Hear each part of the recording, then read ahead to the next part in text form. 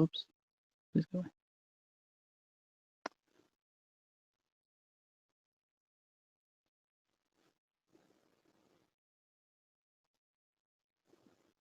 Okay, it's going.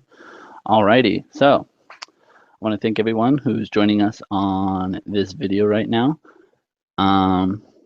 This is just a meeting between me and one of my mentors, and basically just trying to pick his idea pick his brain for some ideas in the general progress of my project. The project I'm hoping to kind of develop here is a 2D platformer with some different AI and things like that. And so the part that I'm kind of at right now is that I've got the layout of my game, and I've got the controls here. And so I've got all the images that I kind of need. So some of the next steps I've been thinking about is kind of how to make this look a little better. Plus, you know, how to add some AI and bots and things like that. Do you have any suggestions of the condition of my game, Ethan, or anything like that? Your game, it looks good. It looks, you know, it looks great and it looks cool. So the game you're trying to create here it's definitely a 2D game, correct? Yeah. Okay, a 2D game, and it's kind of the style like real back in the day when we were kids. Um, it's like a scrolling game, you know, like Mm-hmm. a Mario and Luigi or NES or something like that. Right. And so, what are there any problems that you're having at all, or you just want some like Just some kind of feedback? general feedback, like if you were making it, you know, what are some things that you would do to like maybe add depth or even just make the game look better in general? Okay. Well, something that comes to mind right off the bat is something called parallaxing. Do you know what that is? Are you familiar with that? No, actually. Okay, so parallaxing is something that they would implement in these types of scrolling 2D video games. Okay. And what it does is it creates the concept, or it creates the visual of depth in the game. So this is kind of been taken off in like things like web design and things like that. But a lot of people don't know that it was actually implemented in these types of games. So what it does is um,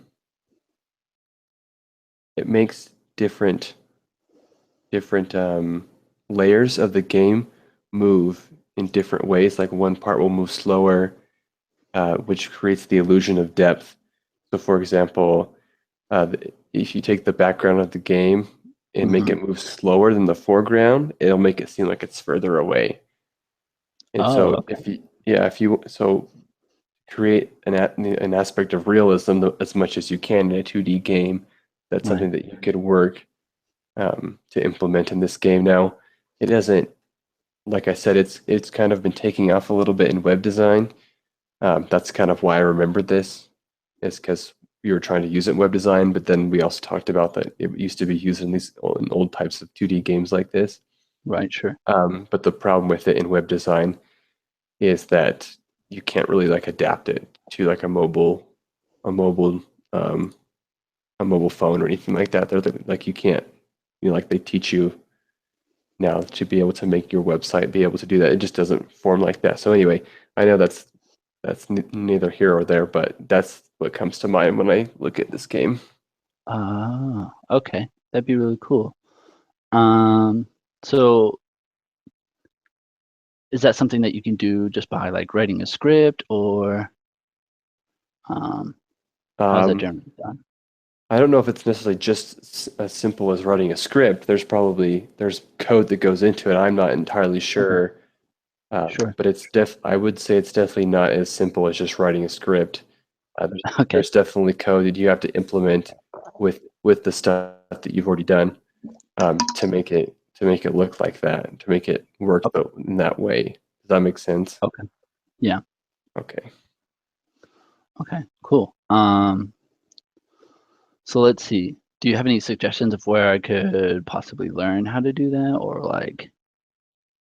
I mean, I'm sure you can look on YouTube and other places for links and guidelines on how to do that. If you Sure. want, I mean, I can look and send you some links if that would be helpful. I don't have anything prepared right now, though. Okay. Okay, that's fine. Awesome. Um, okay, great. I think that'll probably be where I try and implement next.